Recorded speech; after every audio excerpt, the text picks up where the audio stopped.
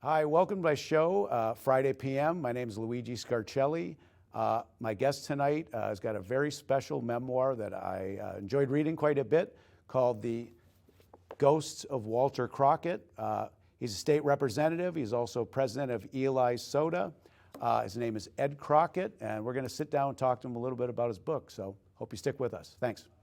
You grew up in Munjoy Hill in the 1960s, 61, correct? Yeah, I was born in 1961 and grew up on Kellogg Street, right at the tip of Munjoy Hill. Okay. And what was the neighborhood like in those days?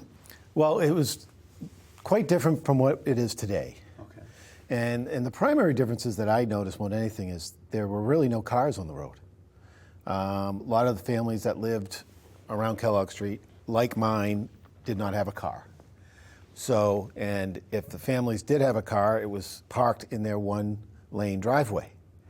So the streets were wide open. And frankly, the streets were our playground, because that's where we played, whether it was football or actually hit tennis against the buildings, all these different things. And of course, in the early 60s, that was the end of the baby boomers. So there was a ton of kids, right? Living up on the hill, and of course back then it was a low-income neighborhood.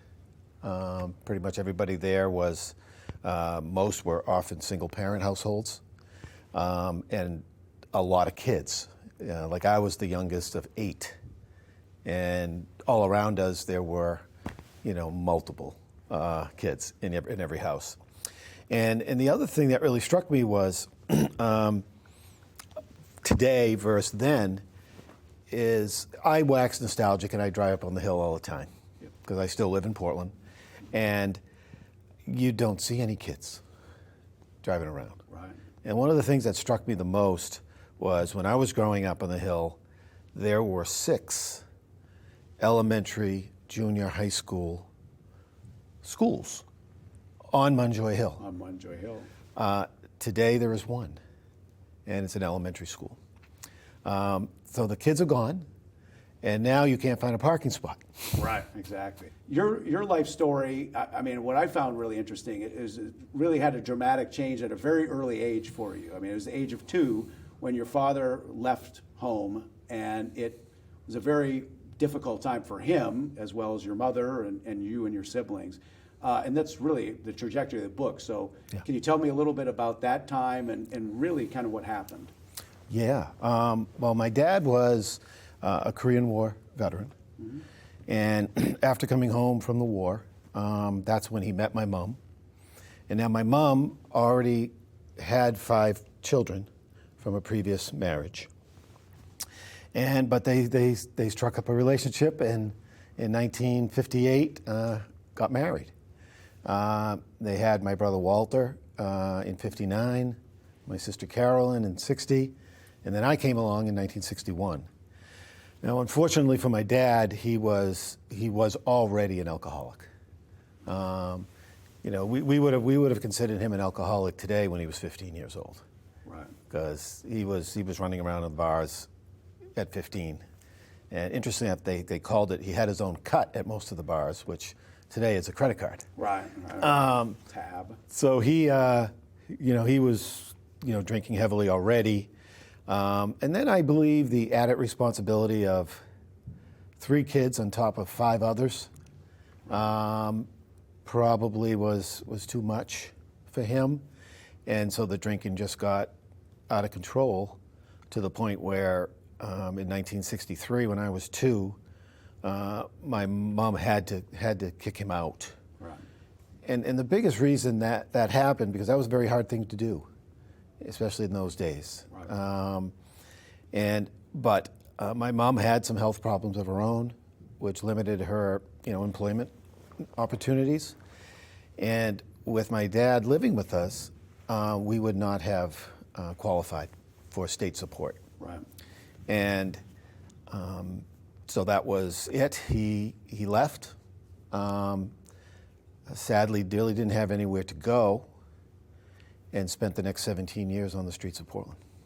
Yeah, he was a homeless person in Portland for, you'd said that in the book, almost 20 years. Almost 20 years. And Do you feel like that was, I mean, that's, as you're saying, in those days, I guess there really wasn't a lot of other opportunities, and and he also was afflicted with alcohol addiction. And Yes. yeah.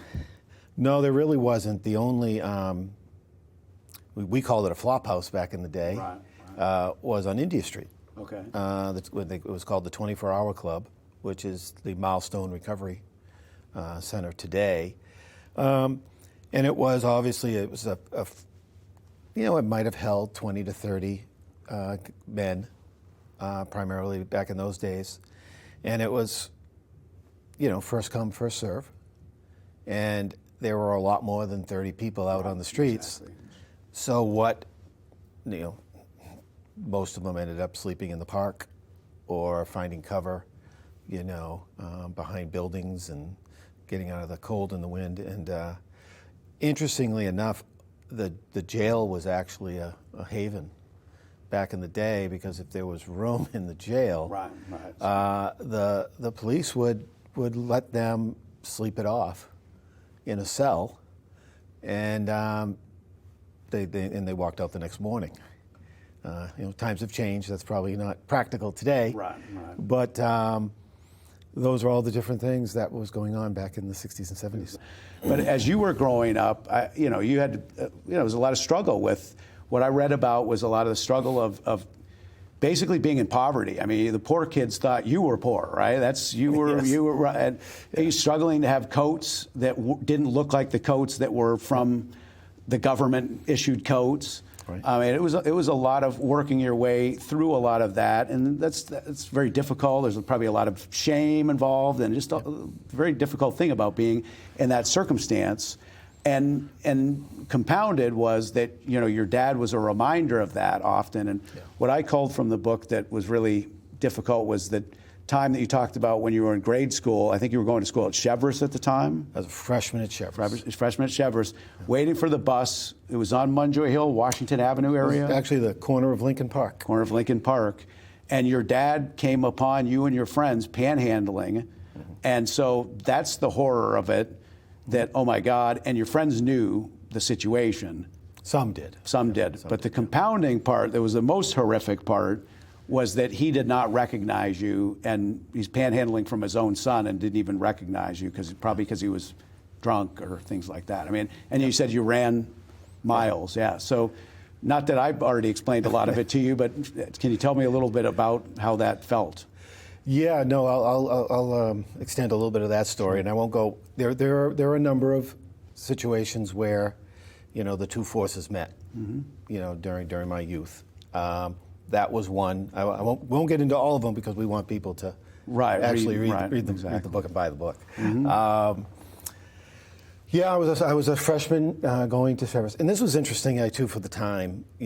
Kids that went to the either Cheverus or Macaulay that lived in town picked up the bus at Lincoln Park. Okay. Now that sounds pretty reasonable on the face of it. But Lincoln Park at that time was where all of the bums and the transients and the homeless basically lived. So it was quite common that as we waited for the bus, there would be, guys on the benches, passed out, reeking of alcohol, often panhandling. I will give my father credit if he had his senses in that moment and he recognized who we were, he went the other way. Right. This particular morning, he was too far gone. Right. And was needing that next drink, and panhandling was the way. So he was going through the kids, and then landed in the group of kids that I was standing with. And pretty sadly looked me right in the eye and asked me for change. Yeah. And I panicked. Right. And I just ran away. And never went back to Lincoln Park to take the bus again. Right. Yeah. Before we get too much further in depth about this, and we don't want to dredge up too many things, let's take a look at a few photos from your book, and then it gives us more context about it, growing up in those days. And then we'll come back on the other side and we'll talk a little more about your relationship with your dad as you got a little older and how that evolved. That'd be great. Okay, thanks. We'll be right back.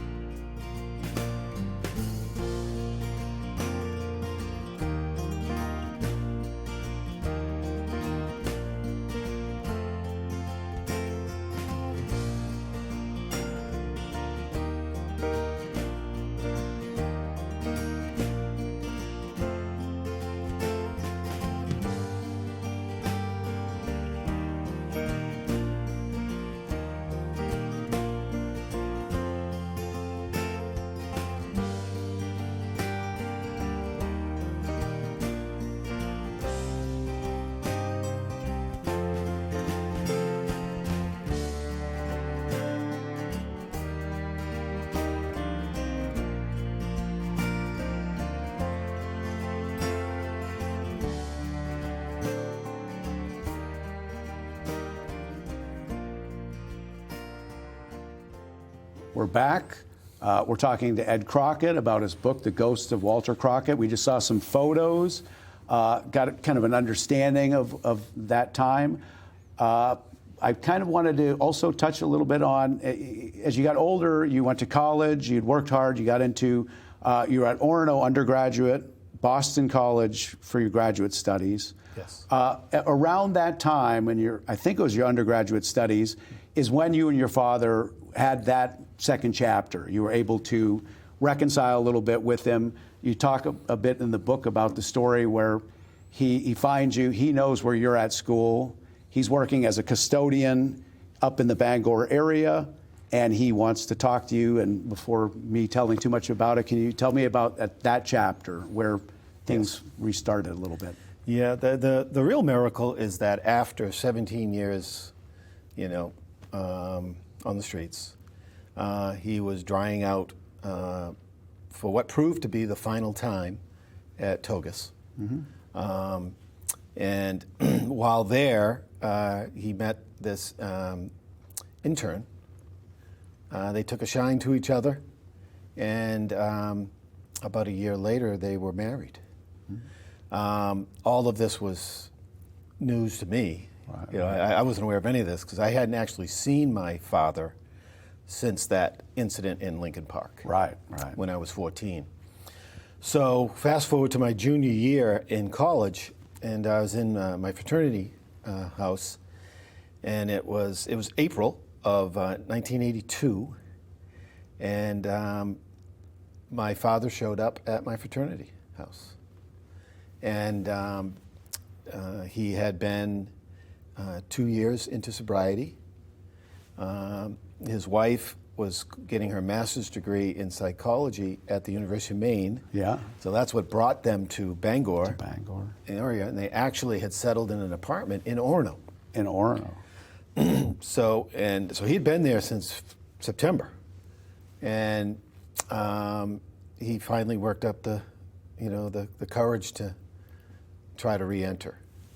And that was the start of a 30-year second act and a relationship with his children.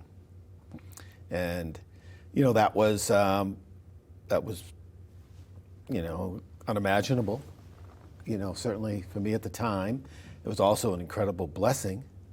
I was wise enough not to totally push him away. I did not welcome him with open arms initially. But over time, we were able to, get to know each other, and eventually, love each other. It's kind of like better late than never in a sense, right? It took some extra years. That probably difficult. It took more time, and that was probably more about me, because my mom is my hero. Right. She sacrificed everything, for us, and she was always going to be first. Right, right. So that was a good built-in excuse, if you will, to keep my dad at arm's length, at least until I was sure that, this sobriety thing was for real. Now, what are your thoughts as a father, learning all these experiences? I mean, does that change who you are as a father to your children? For sure. I mean, I hope this doesn't sound corny, but having the experience of, a terrible parent,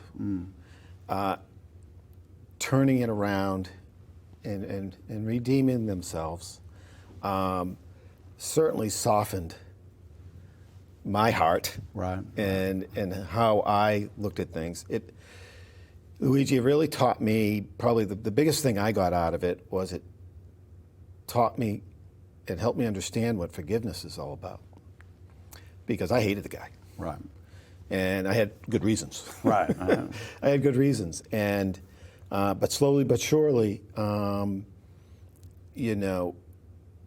by accepting, the disease and working hard to have a relationship, made me a better guy. Mm-hmm. And as a result, I think hopefully a better parent myself. Because I'm much more forgiving. Mm-hmm. I'm probably maybe sometimes too understanding. Right, right. But, we certainly talk about it freely because alcohol's a beast. And if you can't be honest and direct about it, you're probably just the one kidding yourself. Exactly. I did want to mention you are going to be doing a book signing on December 9th, which is a Thursday, it's a public book signing at the Shipyard Tasting room. Yep. Down on Newberry Street. Okay. Down in the Old Port. Yep. From 5 to 7 p.m. Okay. And never done one of these before. Yeah. So very excited. Right. Hopefully a lot of people can get out there and be happy to sign any and all books. Well, thank you very much for your time this afternoon. Thank you for having me. Yeah. I want to thank my guest, Ed Crockett. His book, Ghosts of Walter Crockett, it's great. Definitely pick it up. My next guests are a band from Biddeford called Side Chick Syndicate. They're a lot of fun. They're a good, funky band. We're going to hear a song from them, and then we're going to talk to them on the back end. So thanks a lot. Stick with us. Take care.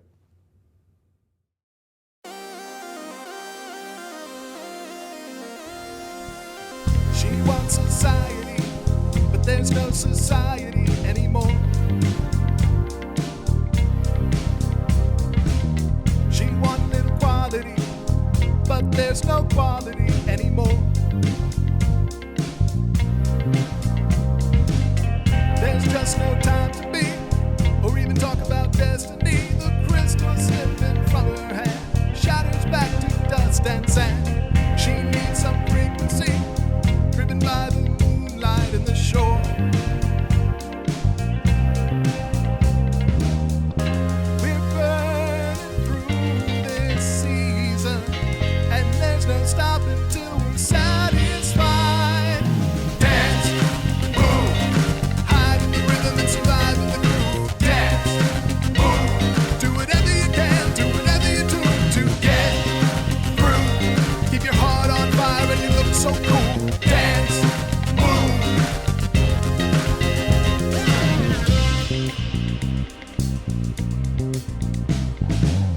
Break it down like you wanted to, like all your friends beg you to, when they're right. You can make this scene, shoot it from the hip, no permits in the streets. It's in the rhythm that was spoken to you, way back when we all could move in the light. Do you remember those days, bearing our hearts on the radio stage? So hit play and drop it till it wears off. Yeah, I wanna see you get down like you give a damn tonight. Hit play and show them what you're made of. Yeah, I wanna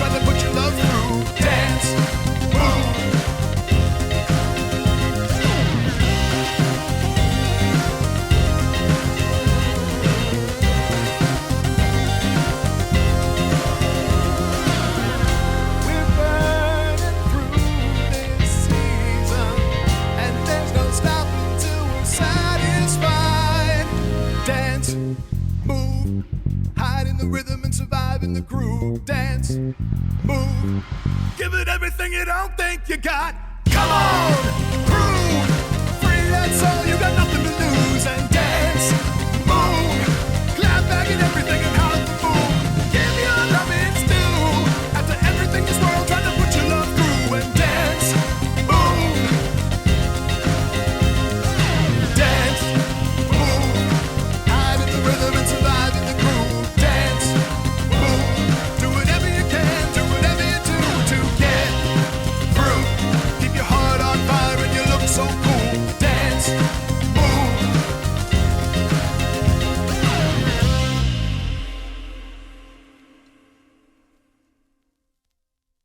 Hi, welcome back. I'm right here with the Side Chick Syndicate. Chris on vocals. Yep. Rick is on guitar. Yep. We have Brian on bass keyboards and Haley on drums. Is that right? Yeah, that's correct. Yep. Tell me a little about your guys' origin story. Sure. You know, that would be So interesting. Yeah. I was in another band. Brian came on board towards the end of that band as a keyboard player. And then once that dissolved, as bands do, we decided we didn't want to stop doing what we were doing, so we started up the Side Chick Syndicate. Brian came with the name, and mostly the name started as a kind of a joke as to a lot of things that were going on around us at the time, and things that we were seeing, and we've experienced, and every one of us has probably had one or been one or had something that takes you away from your focus. Anything that you've got on the side can be a side chick. So it's almost more metaphorical. It's in a sense, yeah. Exactly. Absolutely. And love is something that's got two sides. It's just like any coin does. So it's got its good side, it's got its bad side. We just like to shine a light on the bad side sometimes, and that's kind of where it comes from. Interesting. And so, Brian, you do a lot of the writing and kind of the mixing. Tell me a little of that process. Yeah, so my influences come from groups like Daft Punk, Chromeo, the high energy groups, and I've always wanted to have that electronic vibe to it. So it's been fun to experiment. To tailor fit music to a lyric is difficult because we're always trying to find what mood are we trying to portray sonically. And so we've gone through so many different versions of songs in the past where I put something out there for us to rehearse, and we're just, it's just not working. We're not really projecting the exact feeling we're trying to have our audience get out of it.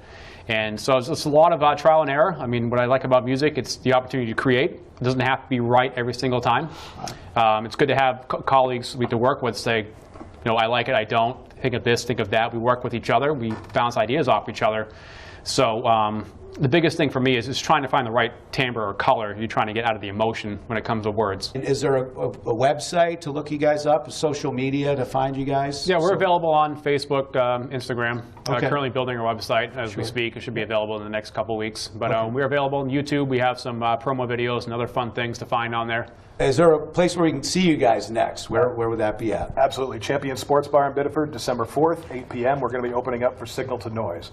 So that promises to be a really, really good time. We'd love to see as many people out there as we can.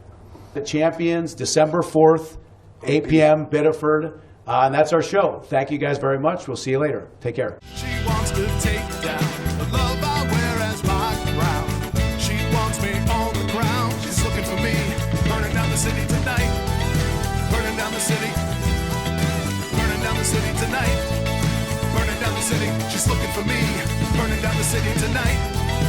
Burning down the city. Burning down the city tonight.